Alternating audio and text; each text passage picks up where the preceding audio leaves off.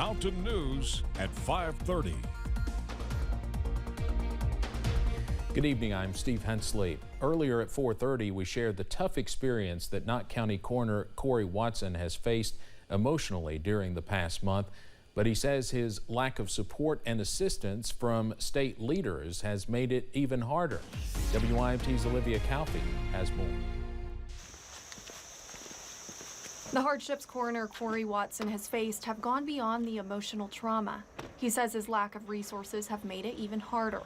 A lot of people think coroners are just people that runs out, picks up the body, and then leaves. But we're actually the chief death investigator for the state of Kentucky. After the flooding in late July, the death toll in Knott County reached 17, leaving Watson in charge of each investigation. We treat people with respect. It's someone's mom, dad, child, brother, sister, and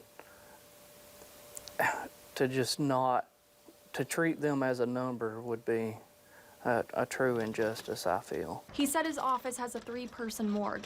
With minimal space and no power, they were relying on generators and dealing with looters. We had multiple calls at one time, so the volunteers, they were here, and they would guard the facility because we had loaders that were trying to get the generator that was running the morgue. Watson says he is passionate about his job and okay with little pay, but the lack of resources and no response from multiple government officials makes it hard. Ever since I was elected coroner, I have said I would much rather have equipment to work with than to have a large paycheck. The majority of the equipment that Watson has, he bought for himself. I just wish that some of the money that is coming in from the state, that the state would allocate that to the coroners that were affected by this. We lost radios, computers, and those radios I bought. Believing now more than ever, coroners need to be prepared. The coroner's offices do need to have funds made available so that they can have, I've been wanting a morgue that would hold 15 decedents, and that would be a mobile unit, and I've been talking about it for 4 years. He said he has reached out to officials for help and is waiting for a response. In Knott County, Olivia Calfee, WYMT Mountain News. Watson says he takes pride in his job and hopes this helps coroners across the region receive more help.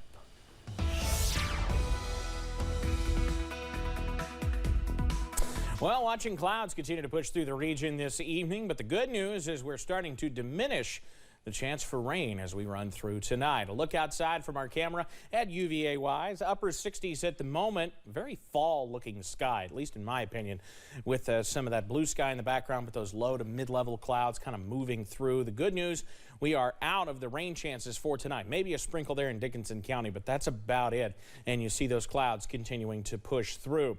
Temperatures low to mid-70s. It's comfortable outside, and you can thank the clouds for that. We have stayed on the not necessarily overcast side, but those clouds scattered around. Dew points are coming down. You see those 50s sneaking into the area, so much nicer weather continues to move in as we head through the evening hours tonight. We're in the mid-70s and dropping down into the 60s for tonight. One thing we're going to have to watch, though, patchy fog. Details on that coming up in just a few minutes. Steve? All right, thank you very much. Well, the suspect in the kidnapping and killing of a Memphis woman returned to court to face more charges, including first-degree murder. Memphis police say they found the body of Eliza Fletcher 4 days after she was abducted during an early morning run. CBS's Michael George has the latest. Cleotha Abston appeared before a Tennessee judge in handcuffs to face first-degree murder charges. In light of the change of circumstance, first-degree murder, I'm going to order that there be no bond. The 38-year-old had already been charged with especially aggravated kidnapping and tampering with evidence for allegedly forcing Eliza Fletcher into an SUV while she was out jogging near the University of Memphis last Friday. The murder charges came after police discovered Fletcher's body Monday in a grassy lot behind a vacant duplex, roughly 7 miles from where the 34-year-old kindergarten teacher and mother of 2 was last seen. While the outcome of this investigation is not what we hoped for, we are nonetheless pleased to remove this dangerous predator off the streets of Memphis. When he was 16, Abston kidnapped a prominent Memphis attorney. He spent nearly 2 decades in prison and was released in 2020. People cannot just go away and be locked up and replanted back into a community. Abston served 85% of his sentence, but some are wondering whether that was enough. I think what we just need to do right now is just focus on going forward and making sure that justice is done in this particular case. On the steps of the abandoned Memphis house where Fletcher's body was found, a memorial is growing in her honor. I just wanted to give her that plant so it could keep her dream alive. This is just really sad. It hit home. Hundreds are now planning to finish Fletcher's run this Friday morning in the area where she was abducted. Michael George, CBS News. Today, the judge also ruled the court will recognize the suspect's legal surname as Henderson. The district attorney tells CBS News he had no reason to think Fletcher was targeted, instead calling this an isolated attack by a stranger. The woman who claimed to revolutionize blood testing with her startup Theranos until she was found guilty of fraud wants a new trial. Elizabeth Holmes is set to be sentenced next month, but now she's asking for a new trial after her lawyers say Adam Rosendorf, a former Theranos lab director and key witness in the case against her, showed up at her house saying he feels guilty about his testimony and, quote, the prosecutors tried to make everybody look bad. In court paperwork filed yesterday, Holmes' attorneys say the conversation constitutes new evidence that warrants a fresh trial. They say it throws into question the government's handling of witness testimony and Holmes' intent. A Connecticut judge ruled yesterday on what Alex Jones and his legal team can and cannot discuss in front of a jury in his upcoming trial. The trial will determine if the radio host and his company, Free Speech Systems, are liable to pay family members of Sandy Hook shooting victims.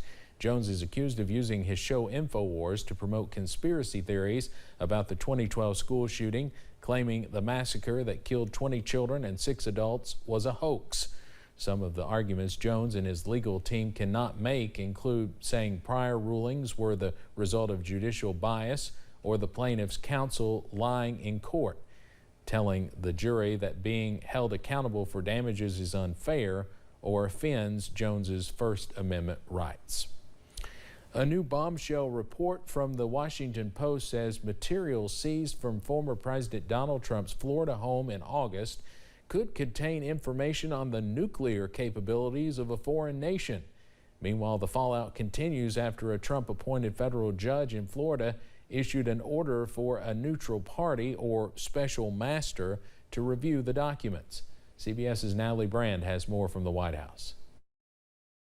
The Washington Post reports that a document recovered from former President Donald Trump's Florida estate contained information about the defense and nuclear capabilities of a foreign government. The Post cited people familiar with the matter who did not identify which foreign government. CBS News has not independently verified the report, which said the document was among the more than 100 classified materials seized in August. For the president to take this important information down to his home in Florida and then store it in a closet with traffic, people back and forth in his resort and golf course is an outrage. Lawmakers returning from recess commented on the Department of Justice investigation and a federal judge's decision to appoint a special master to review the documents seized last month from Mar-a-Lago. That is standard in these kind of cases, to have somebody look and separate out what's privileged and not privileged, and I certainly don't trust DOJ to do it. Both the Justice Department and former president's attorneys have until Friday to submit a list of proposed candidates to serve as special master.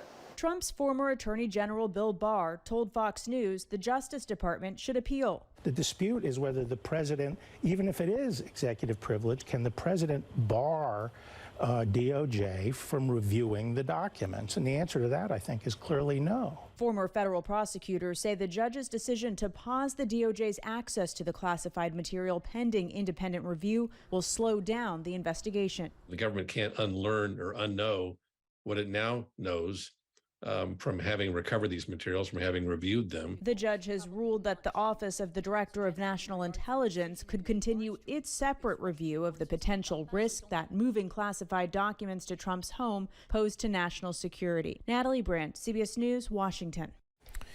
A spokesman for Trump lashed out at the Washington Post report, accusing the paper of working with the Biden administration in, quote, never-ending leaks and lies.